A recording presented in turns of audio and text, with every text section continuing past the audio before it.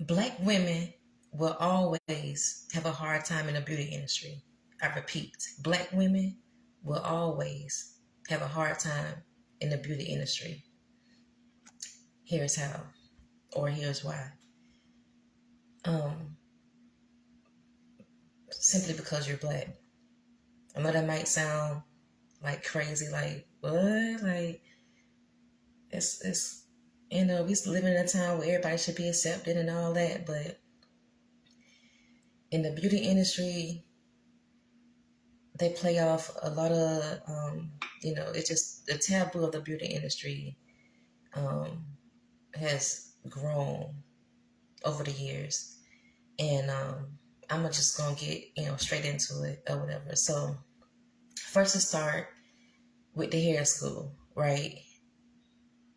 In hair school, well, in most hair schools, because I heard now some hair schools, they kind of cater to the black hair a little more now.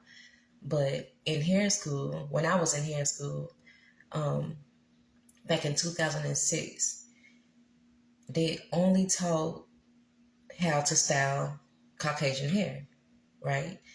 Um, so that right there off the gate sets the black girl up to, start off with a rocky start, right?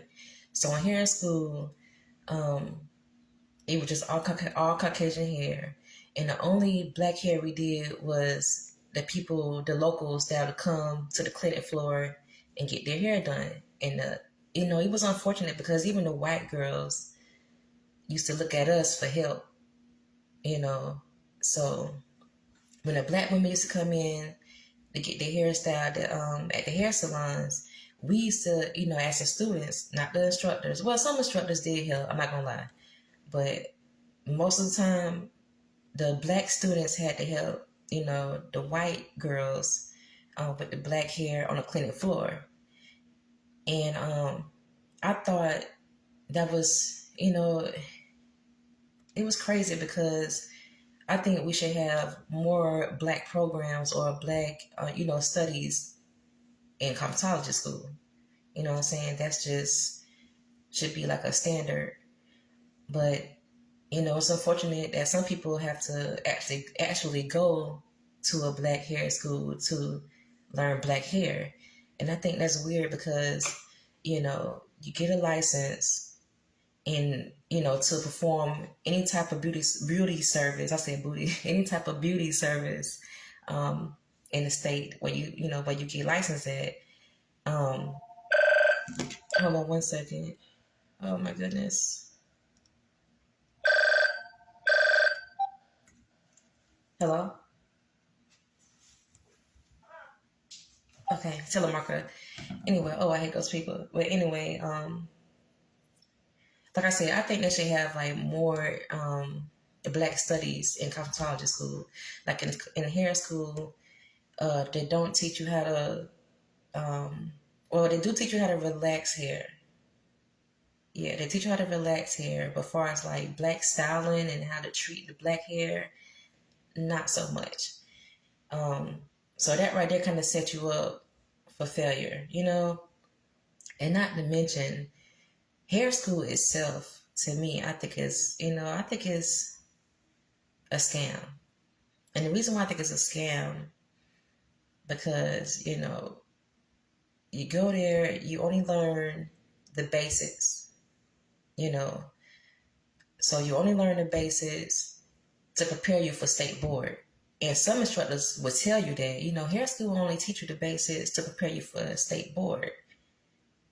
And it's like, why don't it teach you to prepare you for the cosmetology life, like just across the whole board? Like why do we have to just learn this little bit of, this little thing just to go to state board and pass state board? So that right there in itself is weird. You know what I'm saying? So you pay all this money for tuition. Um, you get a kid, you just learn Caucasian hair and, some black hair, but mostly Caucasian hair, just to pass the test that they assign you, and I don't think it prepares you for the beauty industry because, once you get into the field, then you start to realize, oh my goodness, I need to learn more than what the hair school taught me. I need to learn about, the client and stylist, relationship and how all that work with the booking and the, dealing with different personalities, hair salons, booth written commission, whether you want to own your own hair salon or whatever. It's like they never really teach you like the lifestyle of, the cosmetologist.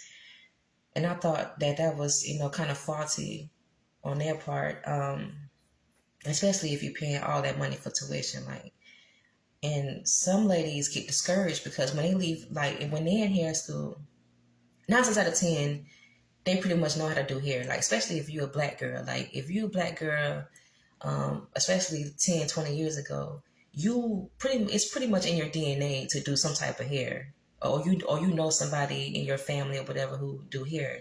That's just part of our culture. We always say our hair is our crown. So we always take pride in our hair. So going into hair school, you already know something, you know what I'm saying? So we found ourselves teaching the white girls. The white girls used to teach the black girls, how to cut and color. Because at first, I'm not going to lie, I was scared to cut and color hair. So I had to get over my fear and all that. And the teachers, they was like, well, just, they'll teach me a little something and I have to pass my practical. And then once I get on the clinic floor, they'll help out. But, I found myself asking more help from the, my white colleagues or whatever. So we end up teaching each other and, that was good. But, some of the instructors would tell the students, hey, once you graduate, you can go on your own hair salon. Yay. And I think that was some bad advice because when you're in hair school, you are a student. You know what I'm saying? So it's like you telling a student, as soon as you graduate, to go straight into business. And that's like the worst advice you can give a student because when they graduate, they don't need to automatically try to open up a salon where they don't even teach business in hair salons. So why would you tell a student to go open up a hair salon right after hair school when they don't know not one thing about how to run a hair salon? So I think, that's some faulty stuff, on the hair school part. So, students get out of hair school. So they're like, yeah, they all pumped up. Like, oh yeah, I know it. I'm ready to go. I'm ready to open up a hair salon. And then once they get into the field, they quickly realize that, oh my goodness, like it's way more to this than I thought. You know what I'm saying? So, the advice they gave us, it was wrong. It was wrong. You should never tell a student to go into business like as soon as they graduate because they need to get their feet wet. They need to, learn. First of all, they need to learn the skill more and pay for continuing education to get more, to learn more so you can perform the service. And even though you don't know how to do it, even though you don't have to know how to do hair to own a hair salon, which is something to think about. It'd be better if you know something. So if you hire staff or whatever, you could be, on point. But okay, I'm gonna get to the hair salon in a minute. But what I want to say is, the reason why I say Black women have a hard time in the beauty industry because, we kind of give ourselves rules. Like, okay, for instance, the stylist, right? Okay, the stylist will automatically set rules. Like if you was to go on a Black stylist website, 9 out of 10 you're gonna see, if you come 5 minutes late, we're gonna charge a card for a late fee. If you're a no-show, I'm gonna charge a card for not coming. You have to book on this site. Don't book on my personal Facebook. Book on my professional Facebook. Or, don't text me, email me. It's just so many like rules and if you bring this type of hair, I'm not going to do your hair if you bring this type of hair. And it's like they put so many rules on it. The client, you know, gets overwhelmed and gets discouraged and like, you know what, if I have to go through all this, then why even fool with it in the first place?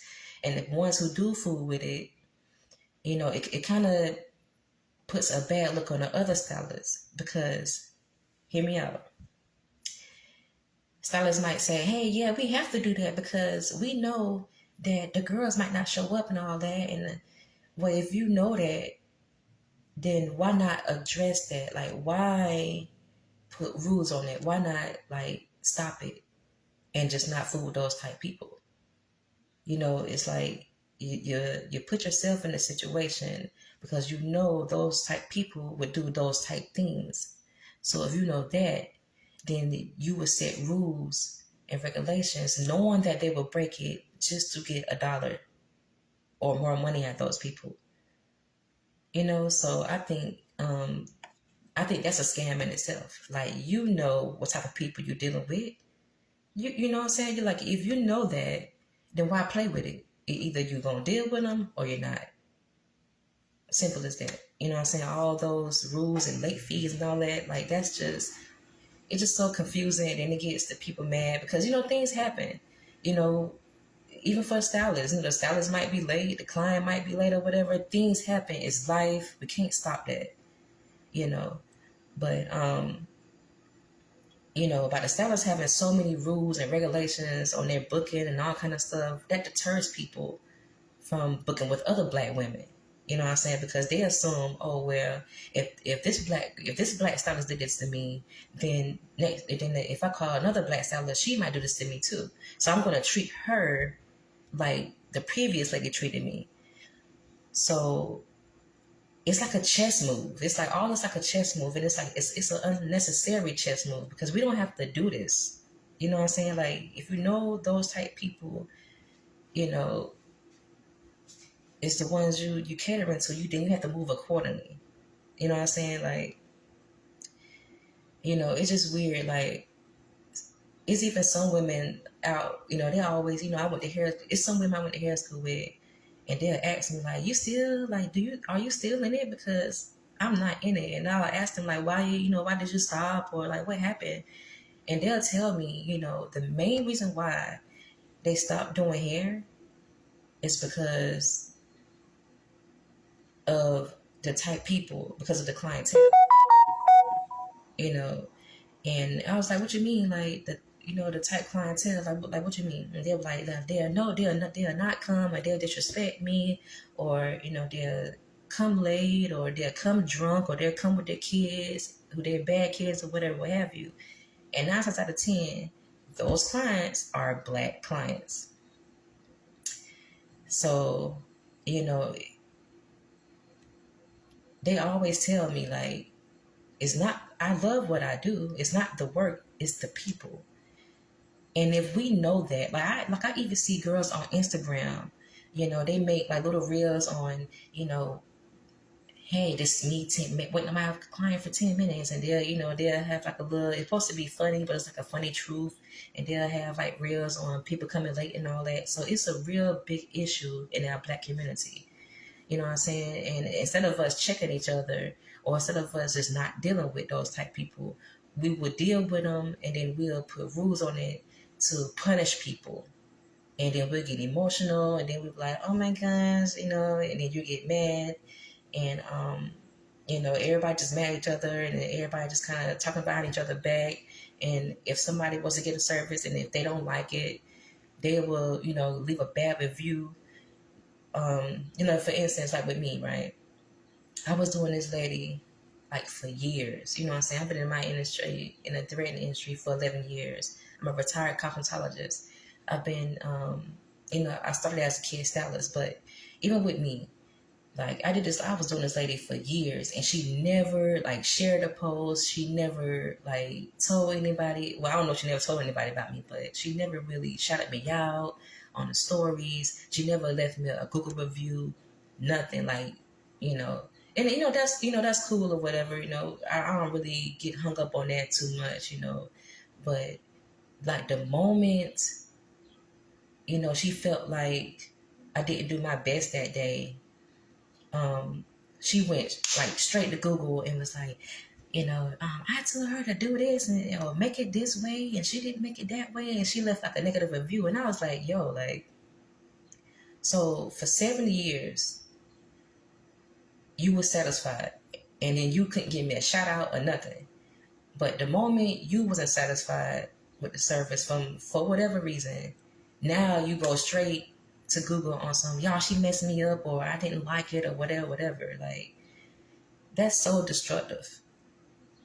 You know what I'm saying? Like, so you would try to tarnish my name in front of the public before you give me a shout out, you know, and say, hey, yeah, I go to this girl, she do good, blase blase, and it kills me because it only happens in the black beauty industry. Because if you was to go, okay, so if you was to go to like a Arab, or like go to your doctor, and your doctor, might be white or whatever, like you wouldn't dare do that. Like I seen some girls, like they'll tell me, they'll be like, hey Queen, what up, Sierra? Like they'll tell me, I went to the Indian people to get my hair and my eyebrows done or whatever, and they messed me up. And I'll be like, okay, so what happened? Did you complain or what happened? Oh, no, I didn't complain. They'll tell me that they made them bleed. They was leaning on them. They was being disrespectful. They was, standoffish. They wasn't talking to them. They was being rude. No customer service, like all that. So, and I was like, okay, so what you did? And they was like, I didn't do nothing. I just paid them. And then my dumb behind even tipped them. And I was like, yo, like, if that was a black lady, like she would have went straight to Facebook groups and would have said, hey, y'all, this lady, don't go to her. She probably would have screenshot it. She probably would have just like blew it out of proportion. Don't go to her, blase, blase, because she's faulty, or she did this and she did that. And it's like, that's the problem I see. Because it's like with the black clients, they automatically just know not to bring that mess, to the doctor's office or to any other race. And I think like that's faulty, because if you can change your actions based off of which race you're dealing with, then that means you're manipulative, and you feel like because this stylist is black, you can treat her any kind of way, and she need the money, or she gonna do whatever, what I'm saying, for the money, and you think that all black people are hungry or starving or whatever. So it's like that's where it gets weird. You know what I'm saying? So it's like hair school is a scam because they only prepare you for state board. State board is a scam because, like, they even told me you only get, like, for a haircut, you don't have to cut a whole head, at state board. You can only have to do the T. They call it the T. You cut it from right here on back and from ear to ear, and then you pass. So it's like what is that? That don't prepare you for the beauty industry. Like, what is that? You know what I'm saying? So we really need to, like, get a handle on the black beauty industry, like, all together, because as a client, the client like to put the black stylists on blast. Whatever happened, the stylists like to put rules on it. So it's kind of like it's kind of like we know each other are bullshitters, but we accommodate for that. And I think, and we never really like address it and solve it. We just kind of just like go along with it and just talk junk behind each other back. Like, that's just so toxic, and that's just it's just not right. And I actually was talking about this back in 2017, and like most of the girls in my city was like, don't say that because you have clients and your clients might see you and all that. I was like, you know what? If anybody get offended of what I say, then they faulty. And then guess what? Maybe I don't want those type people as my client. Simple as that. Like, if you think what I'm saying is faulty, or if you get offended about what I say, then if you get emotional, then that's on you. You know what I'm saying? Like, I'm here to tell my story, And I'm here to share my experiences with other women that's in my field, and that's, and that's going through what I'm going through, far as on the client side or the stylist side. Like for instance, like we get disrespected off the top because we're black.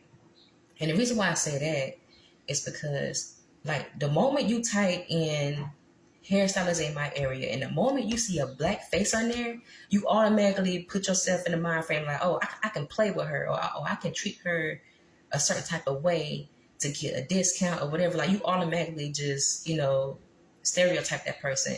Would you say, Sierra? I don't know much about the beauty industry, but I know you're dope and beautiful. Thank you so much. Thank you so much, Sierra. You're dope and beautiful yourself. I really appreciate you, for rocking with me, man. We go back.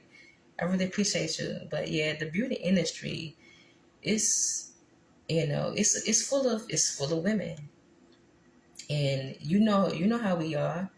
You know what I'm saying? And there's some things that we gotta really like handle and really address. And I'm that type person. Like, I don't, sugarcoat nothing. I tell the truth. I try to be transparent. Like, I'm just telling my experiences, and so maybe I can help the next person or whatever. And I know, even though you're not a stylist yourself, um, you're a client. So I'm here to kind of walk the client and the stylist along the way, so we can all, so we can all get along. That's what it all really is. It's like, you know, we just a whole bunch of women, and I just noticed, like, it's like a chess move in the black beauty industry. It's a chess move because, like I was saying before, like, once you Google stylist in your area, and once you see like it's a black girl, you automatically gonna treat her different from a white girl, like, period. In your head, you like, oh yeah, oh, black girl, okay, well, I'm gonna text her, knowing damn well you wouldn't, you know, text the white girl, because texting alone is not professional, like, at all. So you automatically gonna test that black girl. You automatically gonna test her to see how far you can push her.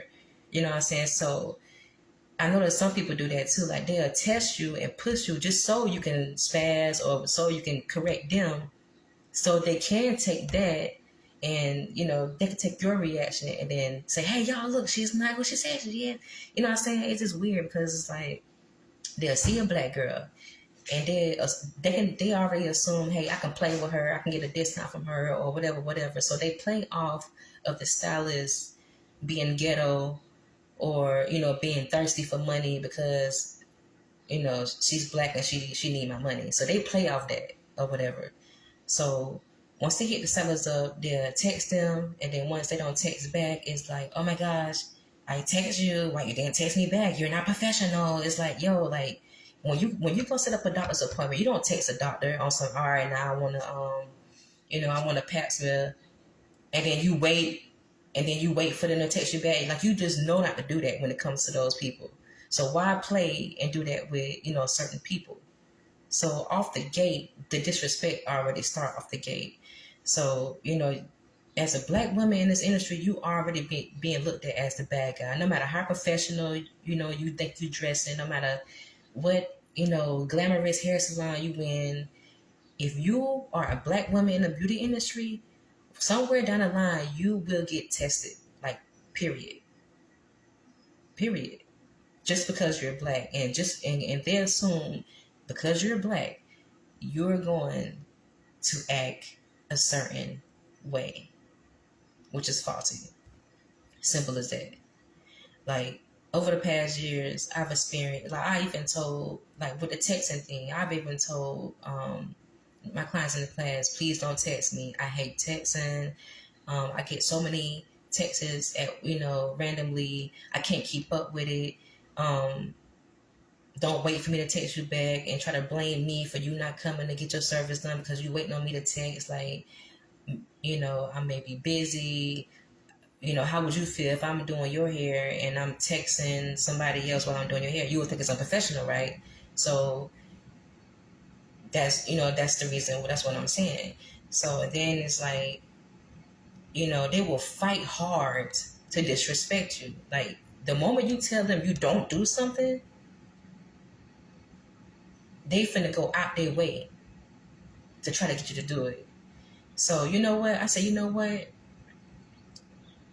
I started texting. And the reason why I started texting, because I said, you know what? I'm blessed. I have so much going on. I don't have time to play with them. Like, okay, you know what? If you want to play the texting game, okay, let's text. If I don't respond back, you can't say I didn't tell you or whatever. Like, if I don't respond back, that's part of it. If you text somebody that don't make their phone ring, you know that. And if you met somebody text before, then you know that that's what comes with texting. So if you want to do that, you do that. You wait. For the ones who call, that's cool too. So I found myself like not even caring about the small things no more, because I was like, you know what, if you want to play, you play. Life still goes on. I have to do what I have to do. You know what I'm saying? If you want to leave a bad review and say I didn't text back, whatever, because you don't do that with the white people at the doctor's office. So I don't, so it's whatever, you know. So it's weird, and it's like with the whole, it's like sometimes they would come drunk, and I work from home. You know what I'm saying? So they would expect for me to pretend like I'm in a storefront, and they was like, and then they'll just pop up at my house and say, "Hey, okay, I told you 11." I'm like, "Yo, calm down. Like, I work from home. So why are you trying to treat it like a salon so you can, you know, punish me or tell somebody I'm not professional, whatever, what have you?" You know what I'm saying? It's like it's like you wouldn't want nobody to pop up at your house. It's like, especially drunk and this being disrespectful, having kids coming around, running around, and all kind of stuff. You know what I'm saying? It's like, as a black woman in this industry, you will get tested, but it's up to you to deal with those type of people. Like, period. Don't deal with them and put rules on it. Blase, blase. If you're dealing with them, you're dealing with them. If you don't, you don't. So you have to move accordingly. You know what I'm saying? So, yep, that's pretty much the gist of it. And like I said, just take heed and just realize that people will stereotype other people, and you can't really control how people move, or you can't really control how people treat you, but you can control your actions, and you can control your mental space. You can control who you choose to be around. So, if you want to be a millionaire, you have to move like it. On that note, I'm about to get out of here, and always remember, there's no rules to creativity. All right? See you later. Peace.